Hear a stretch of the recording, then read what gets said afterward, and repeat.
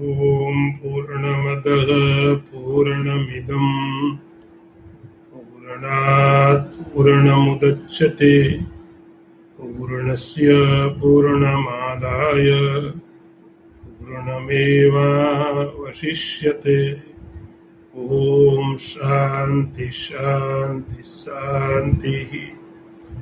शङ्करं शङ्कराचार्यं केशवं वादरायणं सूत्रभाष्यकृतौ वन्दे भगवन्तौ पुनः पुनः। ईश्वरो गुरुरात्मेति मूर्तिभेदविभागिने व्योमवद्व्याप्तदेहाय दक्षिणामूर्तये नमः। ॐ शान्ति शान्ति शान्तिः।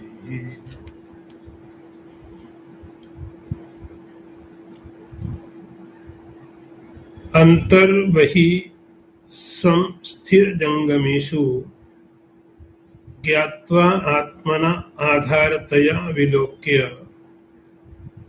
त्यक्ताखिल उपाधिरखण्डरूपः पूर्णात्मनाया स्थित एष मुक्तः। अर्थ देखिए, जो समस्त स्थावर जंगम पदार्थों के भीतर और बाहर अपने को आत्मा रूप से जानता है, उनका आधारभूत देख करके समस्त उपाधियों को छोड़कर अखंड परिपूर्ण रूप से स्थित रहता है, वही मुक्त है।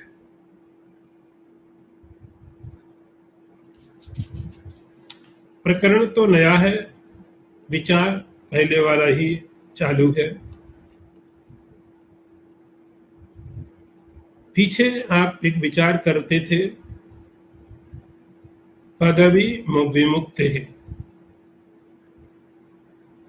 बाह्ये निरुद्धे मनसा प्रसन्नता मन प्रसादे परमात्म दर्शनम तस्मिन् सुदृष्टे भवबंधनाशो बहिर्निरोधा पदवी विमुक्ते। इस मंत्र में एक क्रम बताया था, यह होगा, इसके बाद ये होगा, फिर ये होगा, और वह मुक्ति रूपी पद को प्राप्त करता है। यह विमुक्ति है। अब उसी विचार को आगे बढ़ाया, इस विमुक्ति का अनुभव कैसे होता है। विमुक्ति अर्थ मोक्ष, लिबरेशन। बहुत लोगों के अंदर में बहुत तरह की धारणाएं हैं, बहुत तरह के विचार हैं कि मुक्त होने के लिए, मोक्ष प्राप्ति करने के लिए आप सब कुछ करिए और जब शरीर छूट जाएगा उसके बाद में मुक्त हो जाएंगे। आप अच्छे काम करिए, लेकिन शरीर जब तक है तब तक मुक्ति नहीं होती है। इस प्रकार की बहुत सी धारणाएं, बहुत से धर्मों में इस प्रकार की धारणाएं हैं। शंकराचार्य जी उन सभी धारणाओं को यहां निषेध करते हैं। स्वयं मुक्त, वह मुक्त है, क्योंकि मुक्ति का फल यहां किसका फल है, मुक्ति किसका परिणाम है, ज्ञान का। और ज्ञान का फल तुरंत होता है। कर्म का फल तुरंत भी हो सकता है, बाद में भी हो सकता है, 2 साल में हो सकता है, अगले जन्म में और किसी जन्म में हो सकता है। तो कर्म का फल निश्चित नहीं है। लेकिन ज्ञान का जो फल है वह तुरंत होता है। कि ज्ञान आज हुआ, उसका फल जाके 2 दिन के बाद मिले, ज्ञान के साथ ऐसा नहीं है। ज्ञान का फल तुरंत होता, जैसे ज्ञान प्राप्त हुआ, जो भी उसका परिणाम होगा, अच्छा बुरा, तुरंत उसका फल मिलता है। स्थिता स मुक्ता है, शंकराचार्य बोलते हैं। मुक्त की परिभाषा देखो, अंतर वही सम स्थिर जंगमेशु। ज्ञान कैसा? ज्ञान अपने बारे में, ज्ञान अपने बारे में। और अपने बारे में ज्ञान कैसा? अभी तक हम थोड़ा अपने बारे में जितना भी जानते हैं, थोड़ी बहुत जो भी हमारी समझदारी है अपने बारे में, वो इतनी होती कि हमको लगता है कि हम शरीर के अंदर में कहीं पर तो है, इस शरीर के अंदर में कहीं मेरी सत्ता है, कहीं मैं हूं।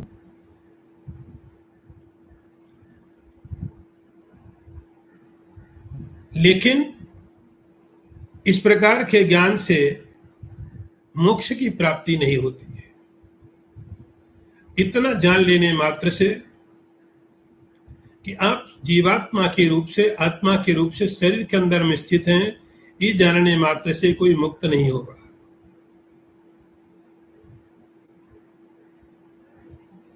अंतर वही, जैसे हम अपने आप को अंदर में जानते हैं, मैं अंदर में कहीं पर हूं, तो पहले अपनी सत्ता का अस्तित्व अपना स्वीकार करना, मैं हूं और मैं वो नहीं हूं जो बाहर सब जड़ात्मक चीजें हैं। मैं चैतन्य हूं, कॉन्शियसनेस। और वो जो मेरा स्वभाव है, चैतन्य भाव, अंदर में भी है। अब थोड़ी छलांग मारनी है। अब जो समझने की बात है, बाहर, क्योंकि शरीर को एक ऐसा माध्यम मानते हैं, शरीर को एक ऐसी व्यवस्था मानते हैं जहां से हम बाहर और भीतर की कल्पनाएं करते हैं। शरीर को लेकर के ही बाहर की कल्पनाएं होती हैं, शरीर को लेकर अंदर की कल्पना होती, अंदर और बाहर। तो अभी तक मैं शरीर के अंदर में हूं, लेकिन अब ज्ञान के द्वारा, विचार के द्वारा यह समझना है कि मैं शरीर के अंदर नहीं हूं, शरीर मेरे अंदर है। मैं शरीर के बाहर भी हूं, शरीर के अंदर में भी हूं, शरीर के बाहर में भी हूं। शरीर के अंदर में, शरीर के बाहर, दोनों जगह में हूं। अब सवाल आएगा, आप यदि बाहर भी हैं तो जितने सब पदार्थ दिखाई पड़ते उनका क्या है? जितने पदार्थ दिखाई पड़ते हैं संसार में, आपको बाहर, जैसे आपने देखा, आपकी इंद्रियां बहुत प्रकार के पदार्थों को आपके बारे में आपको बताती है। उसका तरीका यह है, जो भी पदार्थ हो, स्थिर जंगम, कुछ ऐसी चीजें होगी जो चलती होगी, जैसे दूसरा मनुष्य चल रहा है, कोई पशु चल रहा है, कोई पक्षी आकाश में उड़ रहा है। और कुछ ऐसे पदार्थ होंगे जो चलते नहीं है। अब वो जो पदार्थ दिखाई पड़ते हैं उन सबको पदार्थ बोला गया। पदार्थ का अर्थ होता है पद, संस्कृत में पद का अर्थ होता है कोई वाक्य, और उसका जो मीनिंग है उसको बोलते पदार्थ। पद का अर्थ, जैसे आपने बुक बोला, किताब बोला, ये बुक, ये उसका अर्थ है, पुस्तक, और पुस्तक का ये मीनिंग है, ये मीनिंग है। तो पदार्थ का अर्थ हुआ कि जितनी भी चीजें आप देख रहे हैं, किसी को चलता हुआ देख रहे हैं, कोई मूव कर रहा है, पक्षी उड़ रहा है, कोई दौड़ रहा है, तो वो भी पदार्थ है। और कुछ पदार्थ ऐसे होते हैं जो मूव नहीं करते, चलते नहीं है, स्थिर होते हैं, जैसे पत्थर है, चेयर है, ये सब चलने वाले नहीं है। लेकिन इन सभी के अंदर में आत्मना आधारतया विलोक्य, उस साधक को उन समस्त पदार्थों का जो आधार है, किसके ऊपर में पदार्थ चल रहे हैं, ये पदार्थों का, इसका सबस्ट्रेटम क्या है, इसका आधार क्या है, क्योंकि ये तो सब बदल रहे हैं। आपने देखा कि कहीं पर कीचड़ है, कीचड़ बदल जाती है, कमल बन जाता है। मड मड बदल करके कमल बन गया, लोटस फ्लावर बन गया।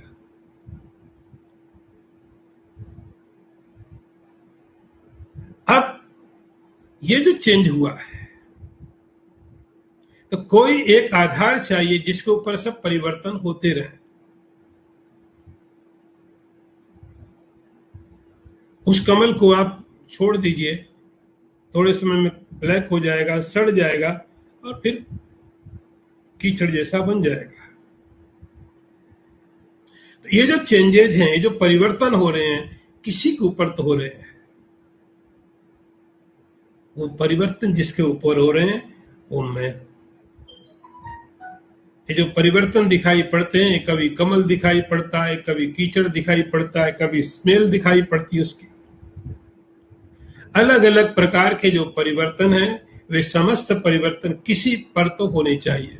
कोई सबस्ट्रेटम तो चाहिए जिसको आप नया एक रूप देते हैं, नया एक आकार देते हैं। कुछ तो चाहिए। वो जो कुछ है वो आप। ऐसा आत्मना आधारतया ध्यान करके, इन सब का आधार मैं का अर्थ कॉन्शियसनेस। तो जितने जड़ पदार्थ हैं, वे जड़ पदार्थ वास्तव में उसका जो रूट है वो चैतन्य है। उसका जो कारण है, जहां पर सब परिवर्तन हो रहे हैं, वो क्या है? चैतन्य है। ऐसा समझ करके त्यक्ता खिल उपाधि, और उसके बाद में ये बात समझ में कब आएगी? जब आप उपाधियों को छोड़ेंगे। उपाधि के साथ लेकर के ये विचार समझ में कभी नहीं आएगा। किसी उपाधि को लेकर के, उपाधि आइडेंटिफिकेशन, यदि हम किसी उपाधि के साथ ये विचार डाइजेस्ट करने जाएंगे तो समझ में नहीं आएगा। यहां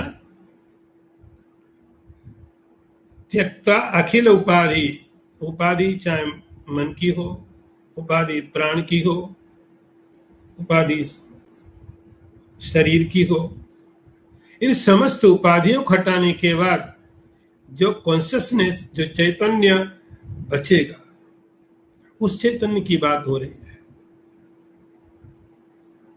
इस चैतन्य की बात हो रही है, जो चैतन्य इन सब को हटाने के बाद में शेष बचता है। वह बाहर भी है, भीतर भी है।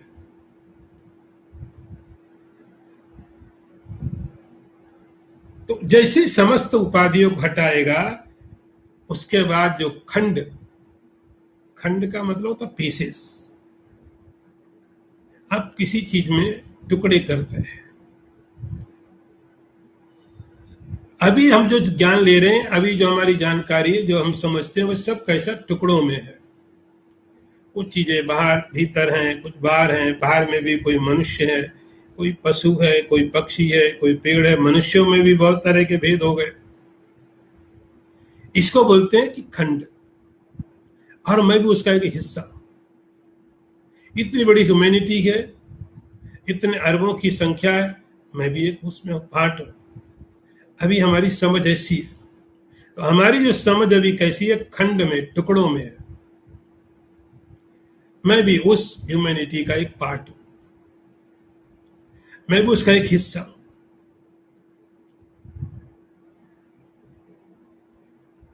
जब उपाधि छूट जाएगी, उपाधि छूटने के बाद अखंड रूपा, अब जो ज्ञान है वो खंड का नहीं होगा, टुकड़ों में नहीं होगा, पीसेस में नहीं है, पूरा एक है। एक ही ज्ञान है, वो बाहर भी है, भीतर भी है, पशु में भी है, पक्षी में भी है। जहां लगता है कुछ नहीं हो सकता, लाइक स्टोन, वहां पर भी है चेयर। उस अखंड रूप का बोध होगा। पूर्णात्मनः, अब अखंड है तो पूर्ण है।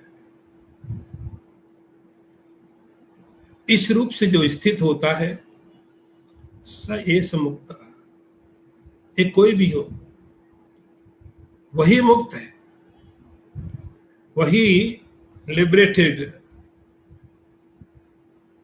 और मुक्त है। जो इस स्थिति में है, इस स्थिति में है वही मुक्त है, और यहीं पर मुक्त है, अभी मुक्त है। क्योंकि जो शरीर के कारण जो बंधन थे वो बंधन तो छूट गए। इस शरीर अब उपाधि रह ही नहीं गया, तो शरीर रहे न रहे उसका कोई मतलब नहीं रह गया।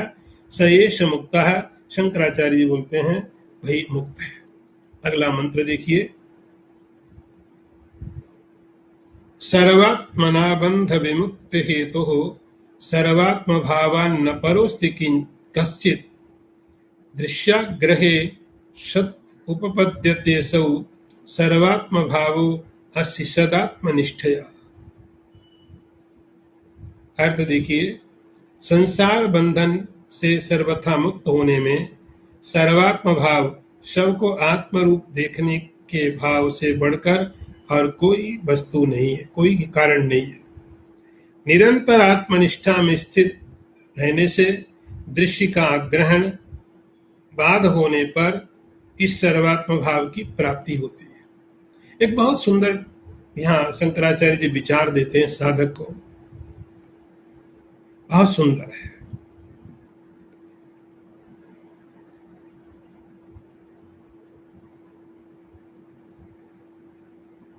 सर्वात्म भावान न परोस्ति कश्चित्, एक नया ऐसा विचार दिया कि मोक्ष के प्रति, बंधन के प्रति कारण और मुक्ति के प्रति कारण आप ढूंढते रहते हो। बंधन के क्या क्या कारण है, किन किन कारणों से हम बंधन में हैं, फिर क्या क्या किया जाए, कौन कौन से उपाय किए जाएं कि हमको इन बंधनों से मुक्ति मिल जाए। तो बंधन और मोक्ष की व्याख्या व्यवस्था हम निरंतर करते रहते हैं। यहाँ शंकराचार्य जी ने एक बात बहुत सुंदर दी है, और उसका नाम है सर्वात्म भाव। सर्वात्म भाव, ये सर्वात्म भाव मोक्ष के प्रति सबसे बड़ा महत्वपूर्ण कारण स्वीकार करना चाहिए। सर्वात्म भाव,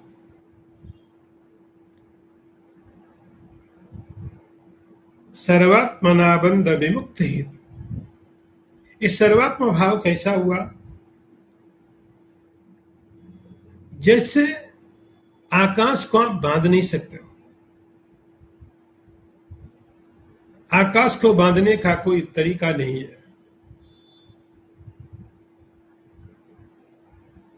किसी के द्वारा बांधा नहीं जा सकता है। अब इसी तरह साधक को एक सर्वात्म भाव की स्थिति को समझना आवश्यक है। आप बंधन में क्यों महसूस कर रहे हैं अपने आप को? क्योंकि हमने ये माना है कि मैं शरीर के अंदर हूं,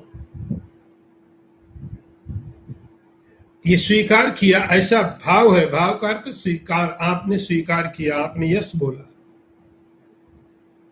आपने बोला हाँ मैं ऐसा हूं, मैं इस शरीर के अंदर रहने वाला हूं। जब आपने स्वीकार कर लिया कि मैं शरीर के अंदर रहने वाला हूं, तो आपका आत्मभाव तो है। आपने शरीर से थोड़ा उठ करके तो सोचा है, आपने इतना तो नहीं सोचा कि मैं शरीर हूं, लेकिन आपने ये जरूर समझा कि शरीर से मैं रहने वाला हूं। तो आत्मभाव है, लेकिन ये आत्मभाव कहां पर है? शरीर के अंदर में। शरीर के अंदर में आत्मभाव है। इसलिए हम पूरी कोशिश करते हैं कि शरीर है तो ही आत्मा है, तो किसी भी तरह शरीर को भी संभाल के रखना पड़ेगा।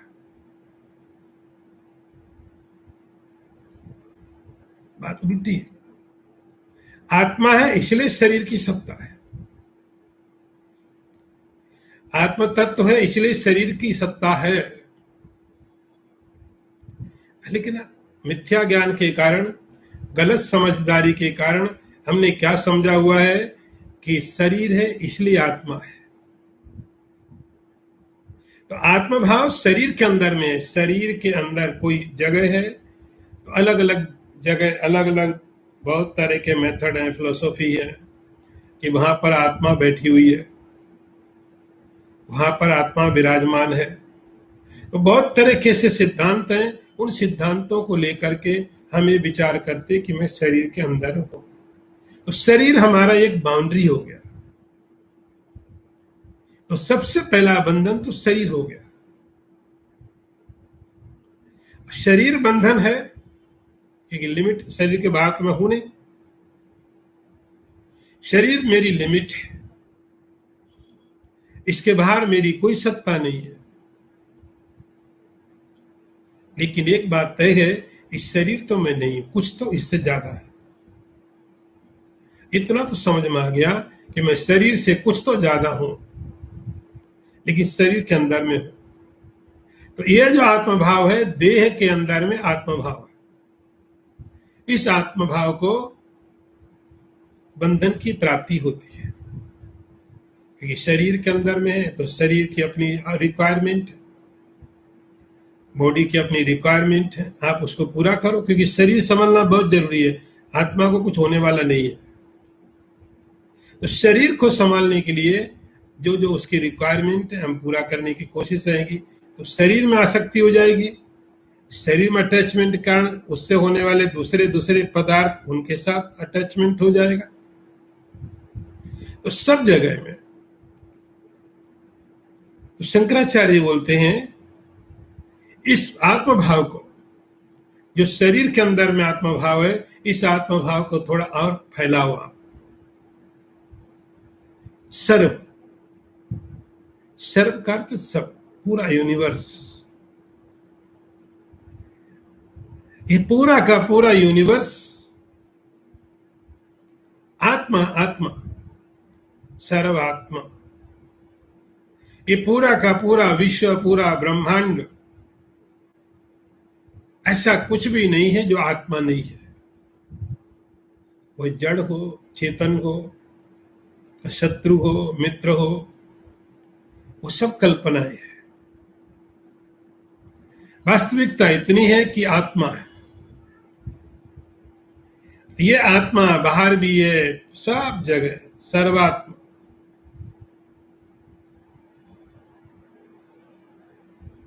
सर्वात्मना बंध विमुक्ति हेतु, ये जो सर्वात्म भाव है,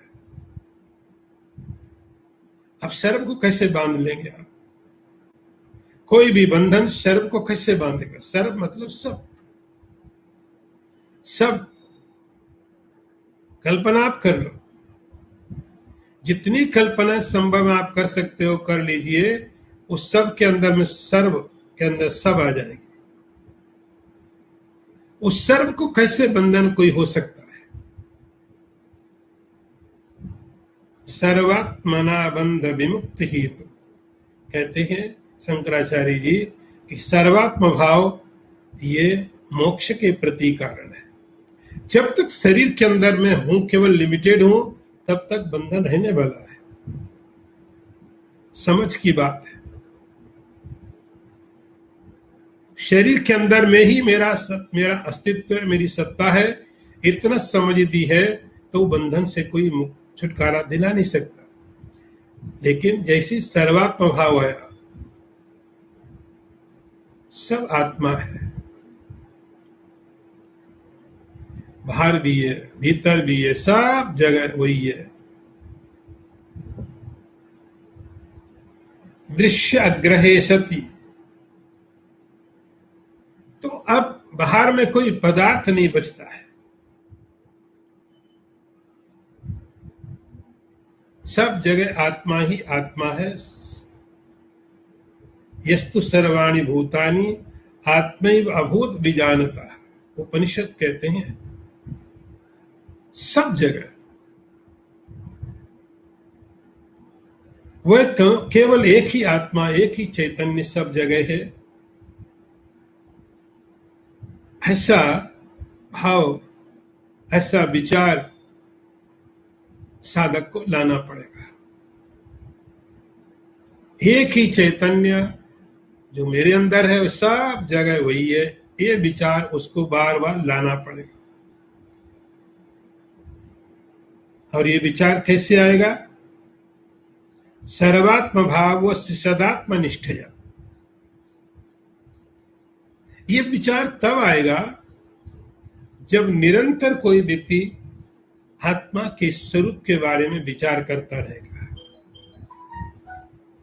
आत्मा का जो स्वरूप है, आत्मा की जो रियलिटी है, उस पर जब आप बार बार विचार करेंगे, बार बार विचार करेंगे, फिर सोचेंगे आत्मा के स्वरूप के बारे में, जब बार बार सदात्म निष्ठया निरंतर ही उसके ऊपर आप विचार करते रहेंगे, तो पहली बात आत्मा का स्वरूप सही मालूम होना चाहिए।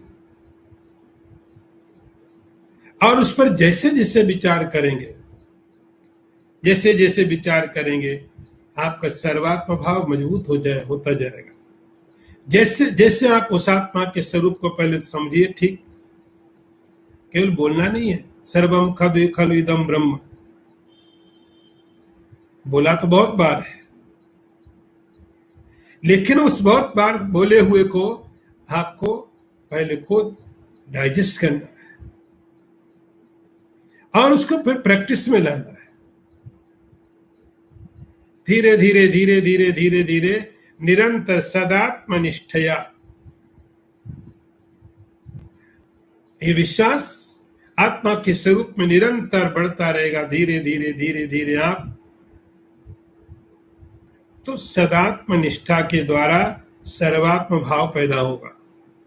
क्रम देखिए कि पहले आत्मा के स्वरूप को देख लिया, समझ लिया, शास्त्र से, गुरु से आत्मा के स्वरूप को समझा, समझने के बाद उस पर निष्ठा, भरोसा, यही आत्मा का स्वरूप है। अभी अनुभव नहीं है, अनुभव अभी कैसे होगा? अभी तो केवल सुना है, श्रद्धा पूर्वक सुना है, सुनने के बाद में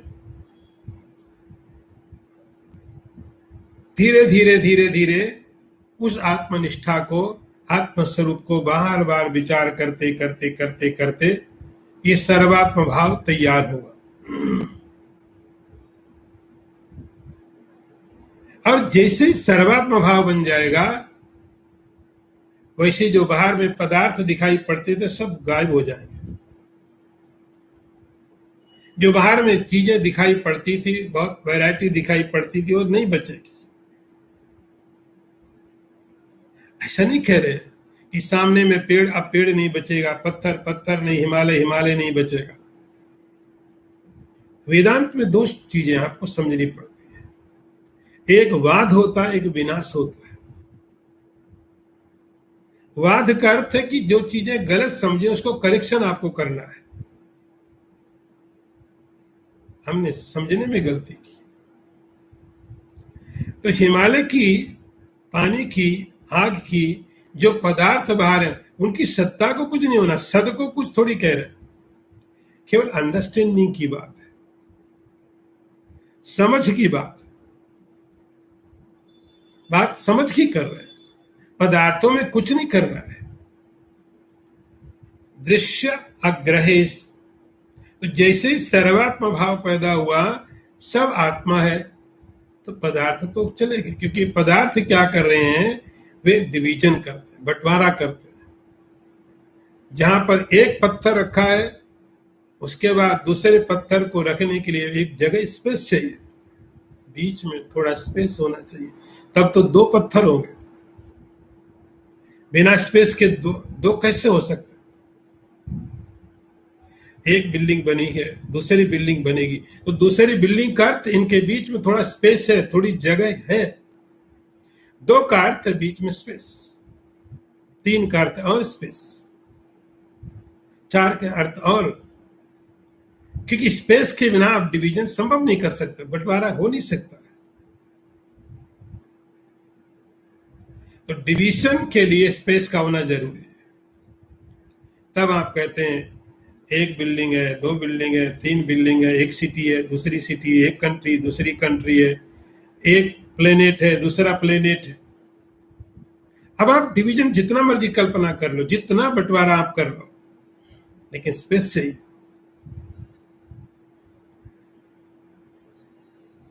इस सर्वात्म भाव के द्वारा, सदा आत्मा में निष्ठा के द्वारा, इस सर्वात्म भाव के द्वारा क्या होता है, दृश्य का अग्रहण होने लगेगा। अब ये पदार्थ पदार्थ नहीं, ब्रह्म दिखने लगेगा। ब्रह्म ही पत्थर के रूप में है। एक कॉन्शियसनेस है, चैतन्य ही हिमालय है। हिमालय कोई अलग नहीं है, ऐसा नहीं कि सद नहीं है, लेकिन ये असल में दिखाई तो पड़ता है हिमालय की तरह, लेकिन हिमालय नहीं है। इस सद कॉन्शियसनेस चैतन्य ही है जो हमें अभी हिमालय की तरह दिख रहा है, क्योंकि हमारे देखने के तरीके बहुत स्थूल है। यदि हम विचार से देखेंगे तो हिमालय ब्रह्म दिखेगा। दृश्य का ग्रहण होने लग जाएगा और दृष्टा का ग्रहण शुरू हो जाएगा। दृश्य अदृश्य हो जाएगा और दृष्टा प्रकट हो जाएगा। सब जगह दृष्टा। हिमालय कोई दृश्य नहीं बचेगा, हिमालय भी दृष्टा है। जैसे आप यहां बैठ के चीजों को दृष्टा भाव है, वैसे हिमालय भी दृष्टा बन जाएगा। अब हिमालय दृश्य नहीं रहेगा। फर्क समझना बात।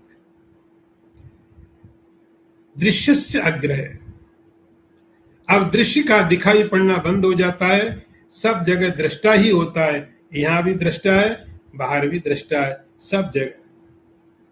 ये जो सर्वात्मा भाव है, शंकराचार्य बोलते हैं, इससे बड़ा कोई भी मोक्ष को प्राप्त करने का और कोई साधन नहीं है। सर्वात्मना बंध विमुक्त हेतु, इससे बड़ा इस सर्वात्म भाव, इस सर्व को आप रोक नहीं सकते, सर्व को बांध नहीं सकते, सर्व की कोई लिमिट नहीं है, सर्व का कोई बंधन नहीं है।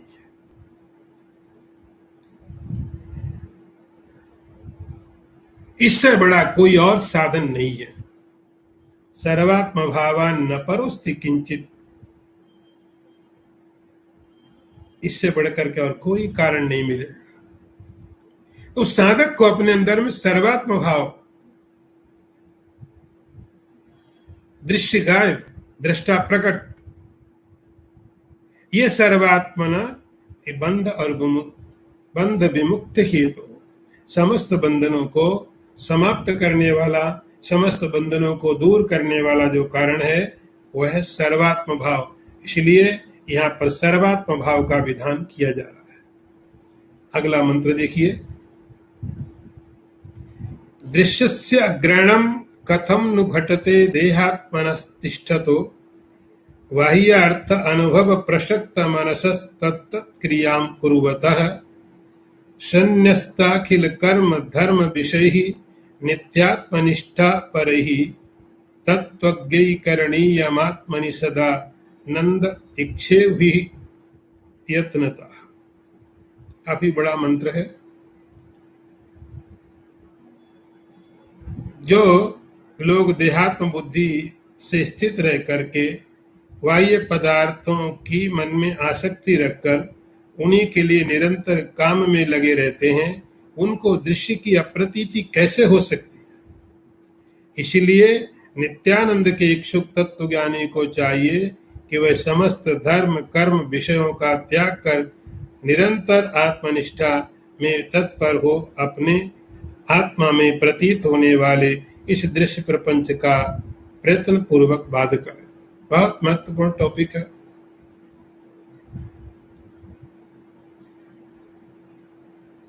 सर्वात्म भाव, सर्वात्म भाव। ये सर्वात्म भाव आने के बाद शंकराचार्य बोलते हैं दृश्य, जिसको आप देख रहे हो उसको दृश्य बोला जाता है। दृश्य गायब हो जाएगा, अदृश्य होने के बाद दृष्टा प्रकट हो जाएगा। जैसे आप यहां पर बैठ के बोलते मैं देख रहा हूं, मैं देख रहा हूं, मैंने देखा, तो अंदर में दृष्टा है और उसको छोड़ के बस आगे सब दृश्य, सब दृश्य।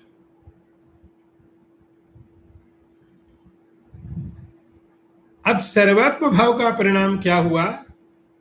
सब जगह आत्मा भाव का परिणाम क्या हुआ कि सब जगह में दृष्टा, देखने वाला, सब जगह में दृष्टा है, तो दृश्य क्या होता है? गायब हो जाता है, दृश्य नहीं बचता है। सर्वम खलु इदम ब्रह्म यो वै भूमा तत् सुखम। अब प्रश्न यह उठता है कि किसी साधक ने ब्रह्म विद्या का अध्ययन भी किया, गुरु से श्रवण भी किया, फिर भी दृश्य दिखाई पड़ते हैं, फिर भी समस्त संसार जैसा पहले था वैसे ही अब दिखता है। उसके लिए कहते हैं कि उसका कारण क्या है? देहात्मना तिष्ठतो बाह्य अर्थ अनुभव प्रसक्त मनसा तत्त क्रियाम कुर्वता दृश्यस्य अग्रहणम कथम नु घटते।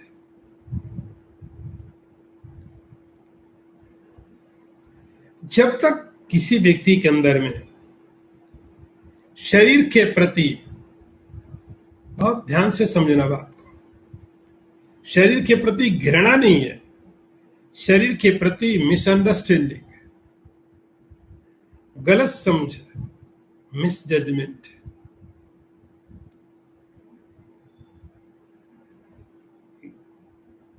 देहात्मना तिष्ठता, ये बात साधक ही कर रहे हैं जिसने शरीर को भी और आत्मा को भी समझा हुआ, जिन्होंने अभी इस आत्मा को देखा ही नहीं, आत्मा पर कोई विचार नहीं, केवल शरीर तक है, उनके बारे में कोई बात यहाँ नहीं कर रहे हैं।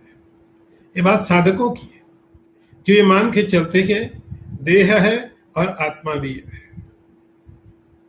जिनकी नजर, जिनकी दृष्टि शरीर के अंदर में रहने वाले उस आत्म तत्व तक पहुंच रही है। लेकिन अभी भी स्थिति ऐसी है कि देह के साथ आत्मा को मिला करके ही देख रहे हैं, देह और आत्मा का भेद नहीं कर पा रहे, भेद नहीं हो पा रहा है। ये बात सही, आत्मा है, लेकिन बहुत क्लियर चीजें नहीं है। हमको लगता है शरीर का एक पार्ट होगा, जैसे शरीर के अंदर में बहुत सी चीजें हैं, लीवर है, हार्ट है, किडनी है, लंग्स है, बहुत कुछ भरा हुआ है, बहुत सारे सिस्टम, डिवाइसेस अंदर में भरे हुए हैं, काम कर रहे हैं। आत्मा भी ऐसे कहीं पर बैठा होगा, वो आत्मा एक बॉडी का पार्ट होगा। तो आत्मा है, ये तो समझ है, लेकिन आत्मा के बारे में क्लियर पूरी चीजें नहीं है, एक क्लियरिटी नहीं है उनके अंदर में। आत्मा शरीर से कितना भेद है। उन्होंने क्या किया हुआ कि शरीर को ही आत्मा समझा हुआ है, देहात्मना तिष्ठति। और जब कोई व्यक्ति देह के साथ आत्मा को जोड़ करके देखता है तो स्वाभाविक है कि शरीर के द्वारा ही चीजों को लेगा। तो शरीर के अंदर जो चीजें हैं, शरीर की जो बाहर चीजें हैं, तो शरीर के, अब भूख लगी शरीर को भूख लगेगी तो हुआ मुझे भूख लग रही, अब मुझे खाना चाहिए, प्यास लग रही, मुझे पीने को पानी चाहिए। तो जैसे जैसे शरीर की आवश्यकता है, क्योंकि शरीर और आत्मा इकट्ठे हो गए, तो शरीर की आवश्यकताएं आत्मा की आवश्यकताएं बन जाती है। शरीर की जरूरतें आत्मा की जरूरत, मेरी अपनी जरूरत बन जाती है। मेरे लिए एसेंशियल हो जाता हूं, मुझे प्राप्त करना है। भेद ग्रहण नहीं हुआ है। तो जब भेद ग्रहण नहीं होगा, शरीर को भूख लगी, शरीर की आवश्यकताएं हैं, और शरीर की आवश्यकताओं को हम आत्मा की आवश्यकता समझ लेते हैं और उनको बाहर में देखना शुरू करते हैं। ऐसा नहीं कह रहे हैं कि शरीर की आवश्यकताएं पूरी मत करो, शरीर की आवश्यकताओं को शरीर की आवश्यकताएं समझ के पूरी करो, आत्मा की नहीं। लेकिन हमने तो आत्मा को बॉडी का एक पार्ट मान लिया। शरीर की आवश्यकताएं आत्मा की आवश्यकताओं की तरह हो गई। तो जैसे अंदर में कोई इमोशन है, कोई फीलिंग है, हम फिर बाहर ढूंढना शुरू करते हैं। बाह्य अर्थ अनुभव प्रसक्त मनस तत्त क्रियाम कुरुवत, फिर हम उन निरंतर कामों में लग जाते हैं, क्योंकि भेद नहीं हुआ है। फिर उस व्यक्ति को दृश्य का आग्रहण नहीं होगा। शब्दों पर आप ध्यान देना, उस व्यक्ति को शब्द दृश्य का आग्रहण उसको दिखाई पड़ेगा। शरीर को प्यास लगी, पानी ये है, वो पानी है। लेकिन जब तक शरीर के साथ वो आत्मा बुद्धि है, ऐसा लगता है ये पानी किसके लिए? आत्मा के लिए है। ये भोजन किसके लिए? आत्मा के लिए है। तो जितने पदार्थ हैं, जो पदार्थ बाहर में दिखाई पड़ते हैं, वे पदार्थ, समस्त पदार्थ ऐसा लगता आत्मा के लिए है। यदि ये नहीं रहेगी, ये पदार्थ नहीं होंगे, तो मैं नहीं रहूंगा। तो उस व्यक्ति को दृश्य का अग्रहण नहीं होगा। शब्दों का ध्यान दें, दृश्यस्य अग्रहणम कथम नु घटते। तो यदि इस ग्रहण और अग्रहण को आप ठीक से समझ लेना, सामने आपने हिमालय को देखा, एक रियलाइज पर्सन, इनलाइटेंड पर्सन भी हिमालय को हिमालय ही देखेगा, आंखों से देखेगा, उसको भी हिमालय, उसकी कंदरा गंगा गंगा दिखेगी, पानी पानी दिखेगा, मिक्सअप कुछ नहीं होना है। लेकिन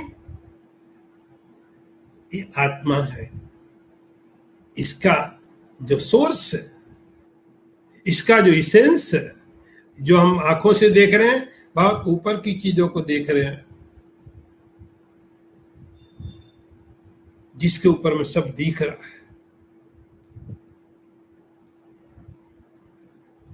तो वो जो रियलाइज, मैं आप पिछले फर्क करके बता रहा हूं कि रियलाइज पर्सन क्या करता है, हिमालय को देखता है, तो हिमालय आंखों से हिमालय ही है, लेकिन अंडरस्टैंडिंग परमात्मा की है, मेरी है, मैं ही हिमालय के रूप में। तभी तो भगवान कृष्ण गीता में कहते हैं पर्वतानाम हिमालय, मैं पर्वतों में हिमालय हूं। ये परमात्मा श्री कृष्ण इसलिए कह रहे हैं, इसी सिद्धांत को लेकर के, पर्वतानाम हिमालय, मैं पर्वतों में हिमालय हूं।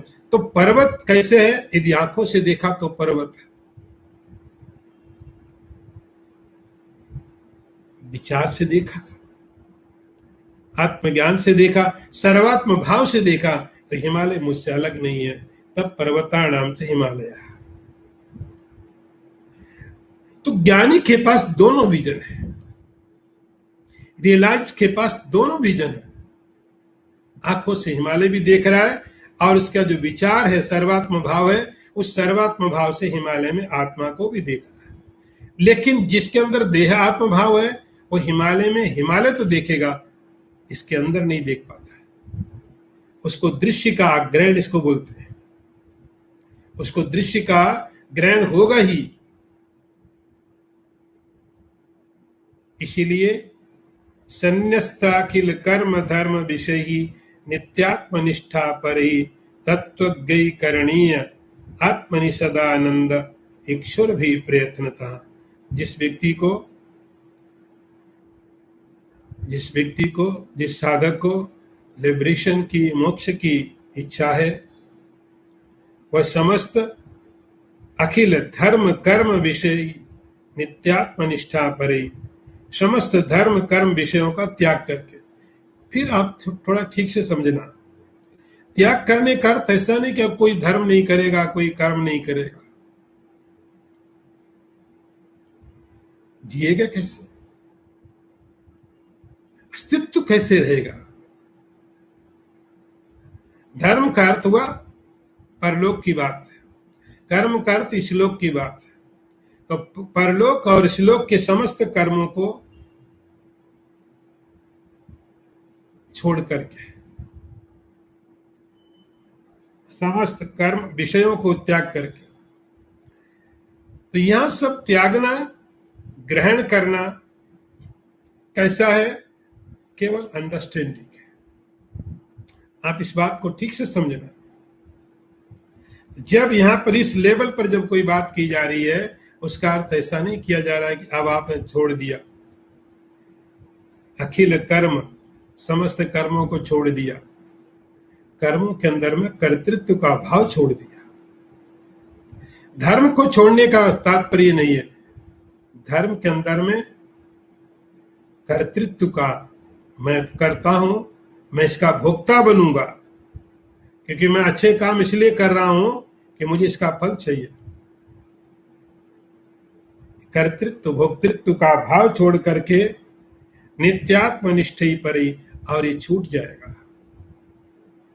इसके लिए अलग से कोई प्रयत्न नहीं करना पड़ता है, ये बाय प्रोडक्ट है। किसका? नित्यात्मनिष्ठा परी। जब कोई साधक नित्य अपने आत्मनिष्ठ रहता है, आत्मा के स्वरूप में विचार करता है, आत्मा के स्वरूप को निरंतर अपने साथ में समझ के रखता है, तो अलग से उसे कुछ नहीं करना है कि पहले हम कर्म करते थे, अब छोड़ दिया। पहले हम अभिषेक करते थे, पूजा पाठ करते रहे, अब तो लिखा है विवेक चूड़ामणि छोड़ दो, तो छोड़ दिया। नहीं, ऐसा नहीं तात्पर्य। संन्यस्त अखिल कर्म धर्म विषय ही नित्यात्मनिष्ठा परे। जब आप नित्य आत्मनिष्ठ, निरंतर अपने स्वरूप में स्थित है, तब अंदर से कर्तृत्व भोक्तृत्व चला जाएगा। किसी भी विषय के प्रति, किसी भी विषय के प्रति, किसी भी आनंद के प्रति अंदर से मैं इसलिए कर रहा हूं, मुझे ये चाहिए, मुझे तो चाहिए नहीं। ये बात कब आएगी? जब कोई साधक अपने स्वरूप के साथ निरंतर जुड़ा रहेगा। तत्वज्ञ करणीयमात्मनि सदानंद इक्षुरभिर्यत्नता। तो जैसे जैसे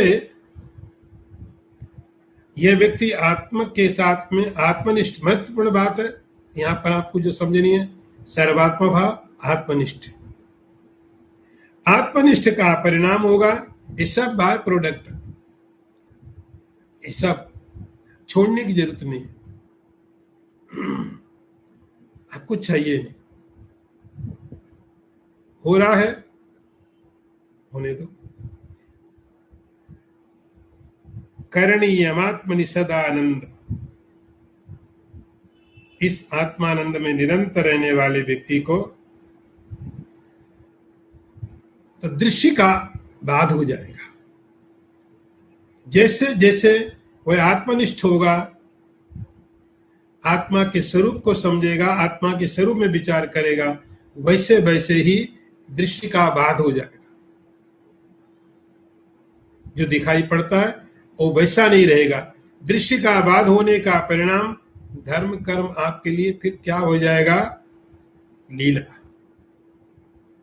असत्य समझ करके आप करते हो, फिर वो धर्म कर्म, समस्त कर्म जितने भी हैं, वो कर्म आपके लिए एक लीला की तरह हो जाता है, जैसे ईश्वर को होते हैं। अगला मंत्र भी देखिए।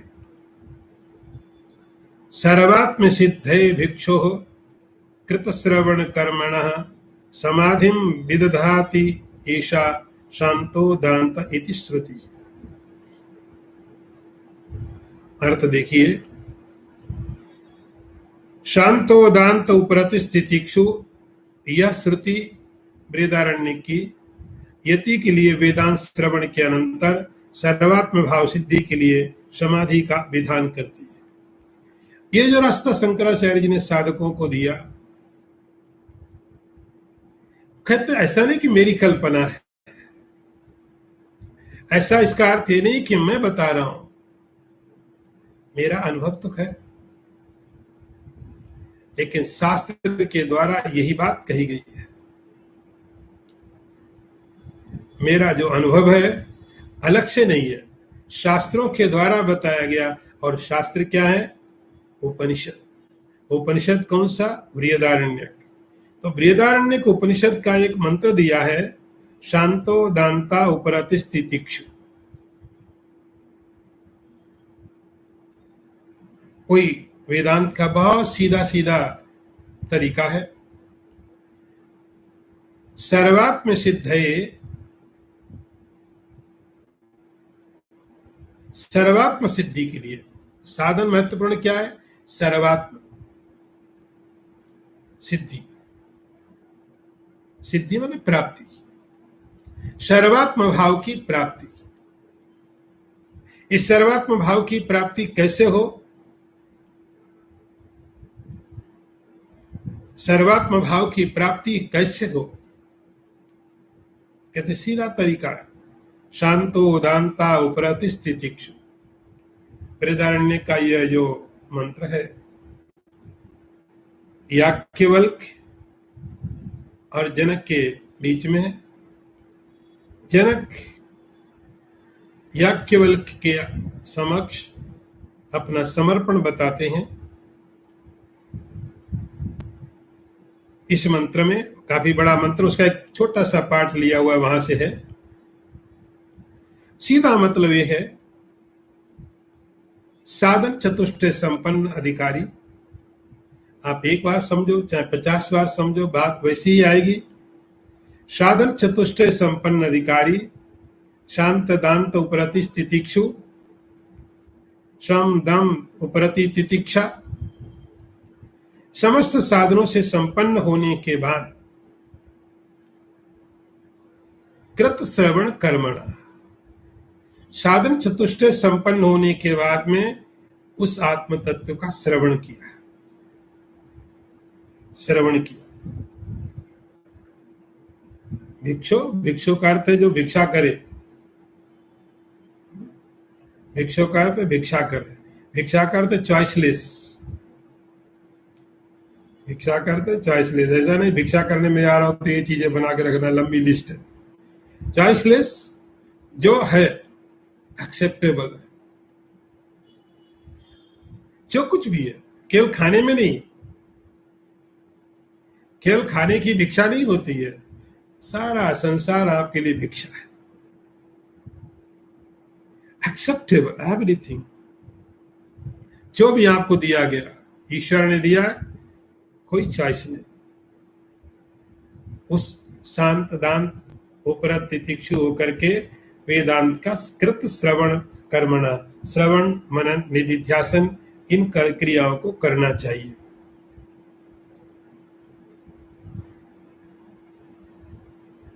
उसके बाद सर्वात्म सिद्धि की प्राप्ति होगी और उसके लिए समाधिम विदधाति,